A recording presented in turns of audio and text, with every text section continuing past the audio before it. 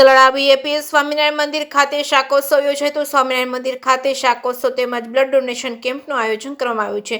ધર્મસભા પણ કરવામાં આવી હતી। ધારી તાલુકાના ચલાળા ખાતે આવેલ બીએપીએસ સ્વામિનારાયણ મંદિર ખાતે શાકોત્સવ તેમજ ધર્મસભા તેમજ બ્લડ ડોનેશન કેમ્પનું આયોજન કરવામાં આવ્યું છે, જેમાં આસપાસના ગ્રામ્ય વિસ્તારના હજારો લોકો આ કાર્યક્રમમાં જોડાયા હતા, જેમાં સ્વામી દ્વારા પ્રવચન કરવામાં આવ્યું હતું। ત્યારે હરિભક્તોમાં ભારે ઉત્સાહ જોવા મળ્યો હતો।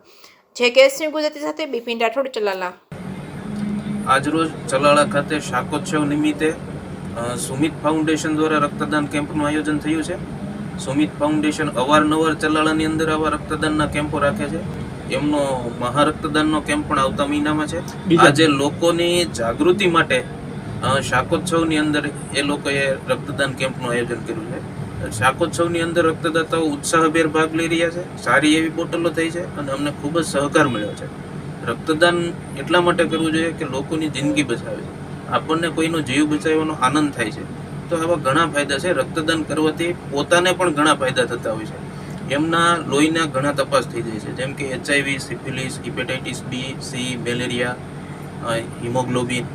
તો આવું જે કાર્ય થતું હોય છે ખૂબ જ સારું કાર્ય કહેવાય અને આ કાર્યની અંદર લોકોએ ઉત્સાહભેર ભાગ લેવો જોઈએ। સમગ્ર વિશ્વની અંદર હિન્દુ સનાતન ધર્મને ઉજાગર કરતી સંસ્થા એટલે બીએપીએસ સ્વામિનારાયણ સંસ્થા। પૂજ્ય પ્રમુખ સ્વામી મહારાજ અને વર્તમાનમાં મહાન સ્વામી મહારાજની પ્રેરણાથી ચલાલા બીએપીએસ સ્વામિનારાયણ મંદિરે ભવ્ય અને દિવ્ય શાકોત્સવનું આયોજન થયું। શાકોત્સવની સાથે સાથે સમગ્ર બીમાર લોકોને સમયસર બ્લડ પ્રાપ્ત થાય એના માટે બ્લડ ડોનેશન કેમ્પનું પણ સુંદર આયોજન કર્યું। 4000થી વધારે લોકોએ શાકોત્સવની અંદર પ્રસાદોનો લાભ લીધો અને પૂજ્ય વૈરાગમૂર્તિ સ્વામી અને પૂજ્ય વિવેકપુરુષ સ્વામીના માધ્યમથી સત્સંગની કથા વાર્તાનો લાભ પ્રાપ્ત થયો અને સમગ્ર આ ચલાલા પંથકના ગામડાઓ, ધારી, બગસરા સહિતના લોકો ભવ્ય શાકોત્સવની અંદર ઉપસ્થિત રહ્યા અને આ સમગ્ર